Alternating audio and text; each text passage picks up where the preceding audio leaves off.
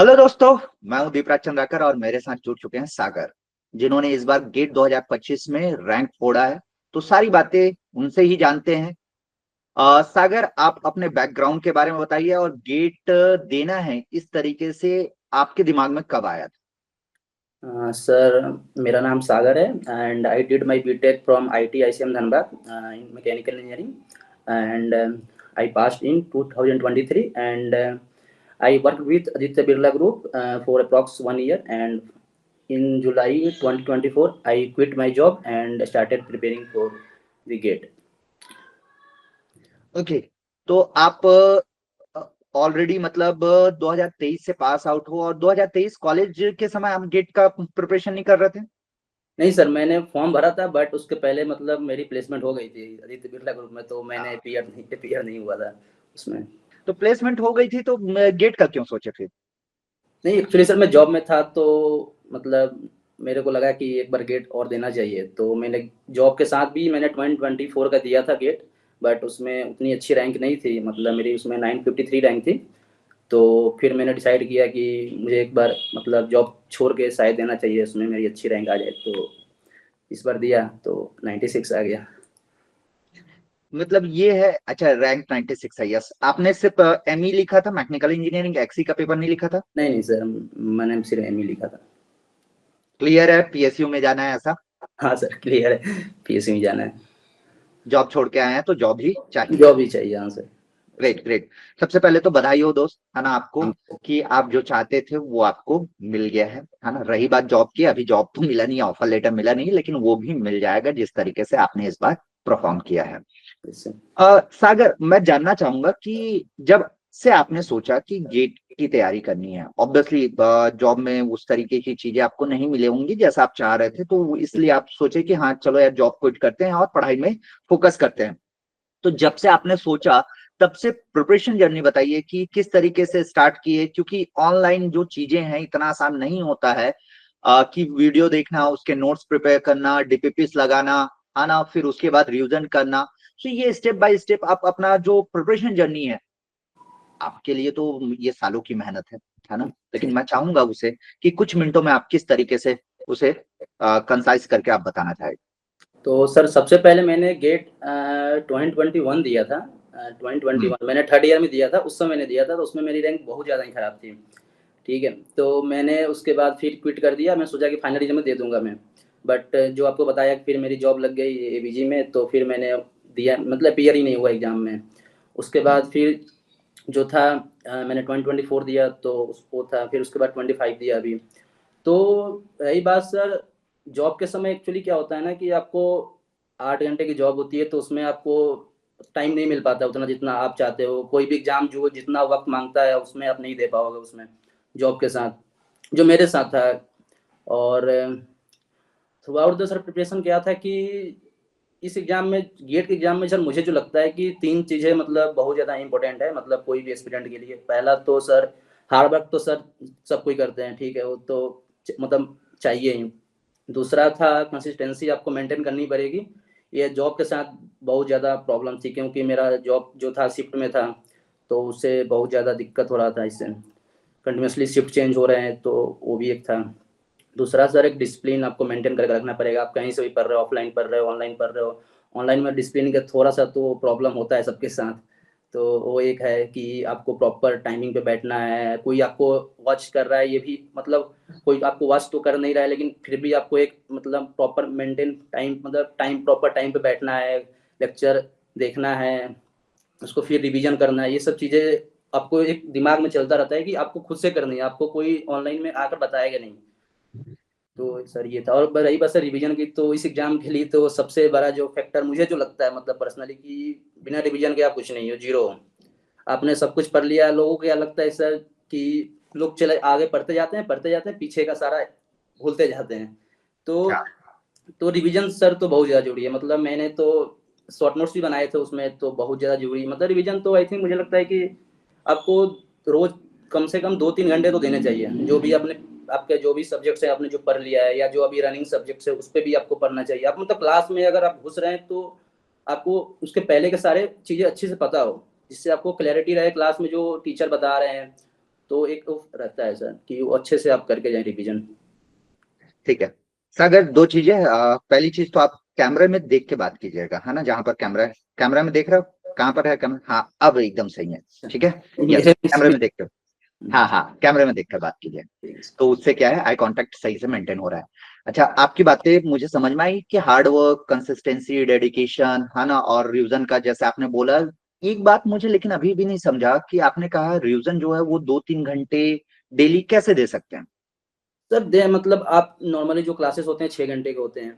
6 घंटे के बाद आप मतलब अगर आप मतलब जॉब नहीं कर रहे हो तो अप्रोक्स मतलब 8 आवर्स 9 आवर्स तो आप दे सकते हो। तो 6 आवर्स क्लास के साथ आप 2 घंटे तो रिवीजन दे ही सकते हो, क्योंकि लास्ट एग्जाम के समय आपको सबसे जो चीज़ें जो इम्पोर्टेंट है, ये वो आपको जो फ़ायदा करेगी वो रिवीजन ही है।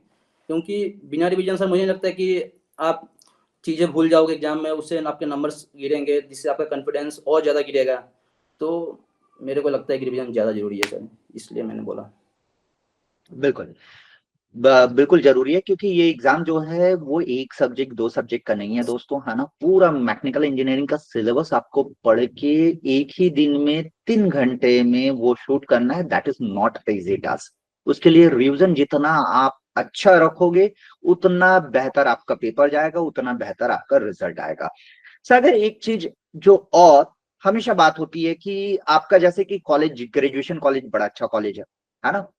तो क्या कॉलेज से कोई फर्क पड़ता है प्रिपरेशन में? क्योंकि मैं ये सोचता हूं कि यार कोई भी स्टूडेंट जब रैंक लाता है तो उसको उतनी मेहनत करनी ही पड़ती है। फिर भी मैं आपके थ्रू जानना चाहता हूँ, बिकॉज आई डोंट नो कि आपके पॉइंट ऑफ व्यू से वो चीजें क्या हुई, आपके साथ क्या हुआ कि प्रिपरेशन करने के लिए, जैसे आपका कॉलेज बहुत बढ़िया कॉलेज है, ग्रेजुएशन कॉलेज, तो आपको वो इजी हुआ या गाइडेंस की वैसी ही जरूरत पड़ी, उसको फॉलो करना पड़ा, क्या था? ईजी तो नहीं बोलूँगा, क्योंकि मैकेनिकल जो सब्जेक्ट्स है आप कोई भी कॉलेज से पढ़े हो सबके लिए सेम ही रहता है लगभग। ठीक है, बट वही है कि एक फैक्टर्स रहता है। जैसे हम लोगों ने आईटी किया तो मेरा क्या था कि जो सबसे स्ट्रॉन्ग सब्जेक्ट पहले था मेरा मैथमेटिक्स था। तो मुझे मैथमेटिक्स में मुझे लगा कि उतना मैंने मेहनत नहीं किया, क्योंकि मुझे चीज़ें लगभग पहले से पता थी सब। तो और एप्टीट्यूड वगैरह जो थी तो मेरे को उतना मैंने रिवीजन नहीं किया था, या उसके लिए उतना नहीं पढ़ा था, क्योंकि वो सब मेरी ठीक थी। बट मैकेनिकल के लिए सर मुझे लगता है कि सबको इक्वल मतलब प्रिपरेशन करना ही पड़ेगा उसके लिए, वो आप किसी भी कॉलेज से हो, प्राइवेट से हो या सेमी गवर्नमेंट से हो, तो वो तो करना ही है सर। हाँ, मतलब मेहनत तो करना ही पड़ेगा। अगर आपने पहले मेहनत किया होगा अपने ग्रेजुएशन के समय, तो अभी मेहनत थोड़ा कम हो जाएगा, लेकिन हाँ अल्टीमेटली आपको मेहनत करना पड़ेगा। तो एक तो इस साल का मैं और पूछना चाहूंगा, ये 2025 का, मैं ये जानना चाहूंगा आपसे कि आपका सिलेबस आपने 24 में भी दिया था, तो सिलेबस तो पहले कर लिए होगे। सर। 24 में बेहतर रैंक नहीं आया, तो 25 का आपने जॉब छोड़ के प्रिपरेशन शुरू किया, तो उस समय सिलेबस को वापस से कवर किए वीडियो देखकर, या आपने जो नोट्स बनाए थे उसी से कंटिन्यू किया? क्या था प्लान, क्या था? नहीं सर, मैंने 24 के देने के बाद मैंने सोचा कि मतलब मैं अभी डायलेमा में था कि मेरे को उसके बाद मैं सोच रहा था कि मैं सिविल सर्विस करूं या फिर वापस दोबारा गेट पे जाऊं। तो मेरे 2-3 महीने उसमें निकल गए। फिर मैंने फाइनली मतलब मेरे को क्लियर जब हुआ, जब मैंने एनपीसीएल का इंटरव्यू देने गया तो मुझे वहाँ पर क्लियर हुआ कि नहीं, एक बार गेट देना चाहिए मुझे। तो मेरे को वहाँ पे लगा कि नहीं, एक बार और गेट देते हैं। तो फिर सर मैं क्वेश्चन भूल गया आपका। ऐसा ऐसा क्या हुआ था एनपीसीएल के इंटरव्यू में कि आपको लगा कि गेट वापस देना चाहिए? एक्चुअली सर, एक्चुअली मैं जॉब में था तो मुझे उतना इंटरव्यू का प्रिपरेशन का समय मिल नहीं रहा था। तो मैंने इंटरव्यू में मुझे उन लोगों ने ही बोला, जो पैनल जो थे, मतलब उन लोगों ने बोला कि आपका कॉलेज अच्छा है, आपको और अच्छे से प्रिपरेशन करके अगली बार आनी चाहिए। तो मुझे लगा कि एक बार और ट्राई करते हैं। तो वो बात मतलब किस तरीके से लगा कि देखो, दो चीजें होती है ना। एक सिचुएशन जब लगता है कि मतलब मुझे बुरा लग गया यार, ये इतनी बातें मेरे लिए, अब जाके मैं मेहनत करूंगा, तोड़ूंगा फोड़ूंगा, एक ये होता है। और एक होता है कि जेन्युइनली लोग लेते हैं कि ठीक है, एक बार मेहनत करके देखते हैं। क्या था मतलब? नहीं, एक्चुअली बात सर बुरा तो लगा ही था थोड़ा सा, क्योंकि उन लोगों ने कॉलेज मेंशन कर दिया था कि मतलब एज एन आईटीएन तुम्हें मतलब चीज़ें मतलब इतनी बेसिक्स चीज़ें नहीं आ रही है। तो एक ये फैक्टर था। और फिर मैंने दोबारा जब मैंने जॉब छोड़ा था मैंने जुलाई में छोड़ दिया था जॉब। तो मैं जब अगस्त में आया था दिल्ली तो स्टार्टिंग से ही करना पड़ा। बट वही है कि मेरी बेसिक्स लगभग क्लियर थी पूरी, तो मेरे को उतना एफर्ट नहीं डालना था। जो मैंने गलतियाँ 24 में की थी वो इस बार मैंने नहीं किया। जैसे मैंने टेस्ट सीरीज दिया, बहुत ज़्यादा दिया टेस्ट सीरीज मैंने। रिवीजन बहुत ज़्यादा किया था मैंने, तो ये सब फैक्टर्स था। बाकी नोट्स वगैरह तो मतलब नॉर्मल जो पहले के थे वही मैंने किया था। ओके। दिल्ली इसलिए सिविल सर्विसेज की वहीं आप रह रहे थे जॉब के समय? नहीं नहीं, जॉब के समय तो मैं सर उड़ीसा में था। दिल्ली एक्चुअली मेरा एक फ्रेंड था, तो वो यहाँ पहले से प्रिपरेशन कर रहा था, तो मैं वहाँ यहाँ पे आया था। और बहुत अच्छा सारे फैमिली मेंबर भी यहाँ दिल्ली में है, तो वो भी एक फैक्टर था आने का। अच्छा। तो अभी कैसा लग रहा है, कैसा महसूस कर रहे हो कि फाइनली आपका उस पोजीशन पे बैठे हो, उस रैंक पे बैठे हो, क्योंकि 2 डिजिट रैंक। और अच्छा, एक सवाल और इस पे आने से पहले, एक सवाल और। इस बार पेपर आसान हाँ है सर। ना? तो वो 3 घंटे क्या आपके दिमाग में चल रहा था और कब आपको समझ में आ गया कि पेपर आसान था? पेपर आसान सर मुझे तो शुरू में तो नहीं लगा, क्योंकि शुरू में मेरे पास जो आए थे क्वेश्चंस एनईटी आ रहे थे, तो मतलब मेरे को उस समय नहीं लगा। बट जैसे जैसे मैंने देखा कि जो मेरे स्क्रीन पे जो ग्रीन जो आइकन्स आते हैं ना, वो जब देखा मैंने कि मेरे बहुत ज़्यादा हो गए, क्योंकि मैं टेस्ट सीरीज में जनरली मैं 50 से 60 क्वेश्चन ही अटेम्प्ट कर पाता था। मतलब मेरे जो उस रेंज में आते थे, मतलब सही और गलत मिला के बता रहा हूँ। तो मैंने जब देखा, जब मैंने फाइनल सबमिशन किया, सबमिशन की तरफ था, तो मेरे 15 मिनट बचे हुए थे वहाँ पे। तो मैंने देखा कि लगभग सारे मेरे क्वेश्चंस ग्रीन हो चुके थे, तो मुझे लगा कि मे भी क्वेश्चन इस बार मतलब बहुत ज़्यादा मतलब उसका लेवल उतना नहीं है जो बाकी जो ईयर्स में थे, तो उसमें मुझे लग गया था कि पेपर बहुत आसान है इस बार। ओके। और वो जो एक तो मैंने कहा कि आपका 3 घंटे जो है उस समय, है ना, जब आप पेपर लिख रहे थे, तो किस तरीके का प्लान था कि एनआईटी जो है, क्योंकि सबसे ज्यादा जो प्रॉब्लम होता है न्यूमेरिकल आंसर टाइप में, हमको ये नहीं समझ में आता कि हम जिस डायरेक्शन में जा रहे हैं वो क्वेश्चन वाकई में सही है कि नहीं। हम तो बना देते हैं और बना के आ जाते हैं, हमको लगता है कि हमने सही अटेम्प्ट किया है, बाद में पता चलता है वो फॉर्मूले में कहीं मिस्टेक कर दिया, बाद में पता चलता है यूनिट में कहीं मिस्टेक कर दिया। तो ये जो, क्योंकि ये टेस्ट सीरीज में भी शायद आपने महसूस किया होगा, तो इसको रेक्टिफाई कैसे कर सकते हैं? क्योंकि ये ज्यादातर क्वेश्चन अभी आपको देखने को मिलेगा कि स्टूडेंट इसमें फंसे हुए हैं। एनआईटी में क्या अप्रोच होना चाहिए?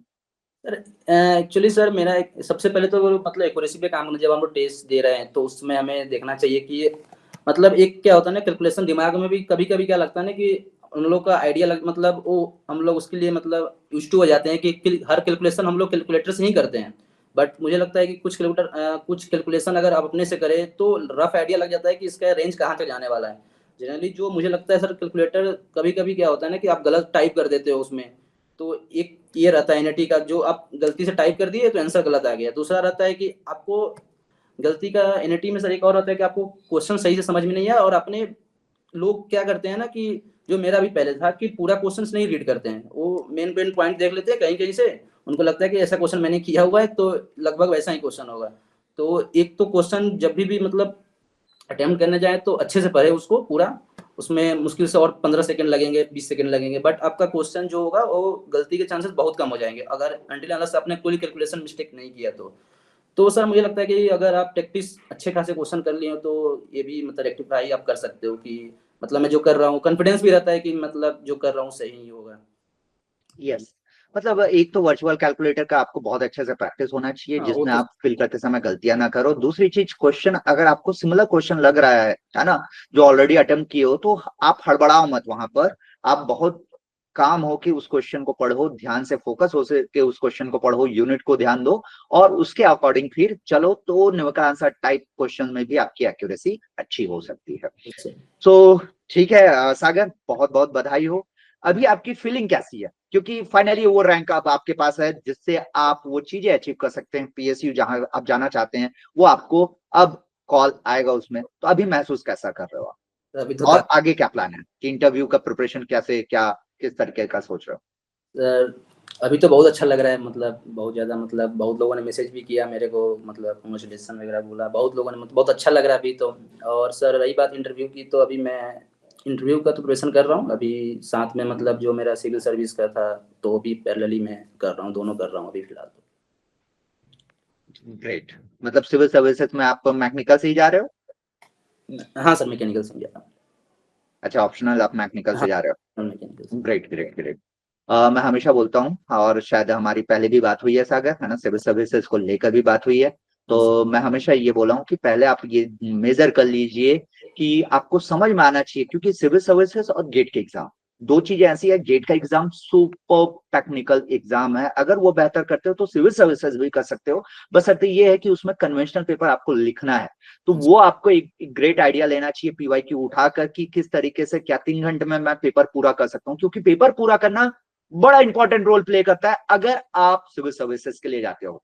और मैं उम्मीद करता हूँ सिविल सर्विसेज आप क्रैक करने के बाद फिर से हमारी बात होगी। अभी तो आप एक पहला जो स्टेज है ना, जो आपने जीवन में सोचा था वहां तक पहुंच गए हैं, उसके आगे तो आसमान खुला है दोस्त, है ना। और ऊंची उड़ान भरो और अपने घर वालों को, अपने साथ मतलब आपको जो अपने टीचर्स को, है ना, उनको और प्राउड फील कराओ। ऑल द बेस्ट, मिलते हैं आगे, है ना, और भी बात करते रहेंगे। थैंक ठीक यू। है, हाँ, यस सर, थैंक यू। चलिए, थैंक यू।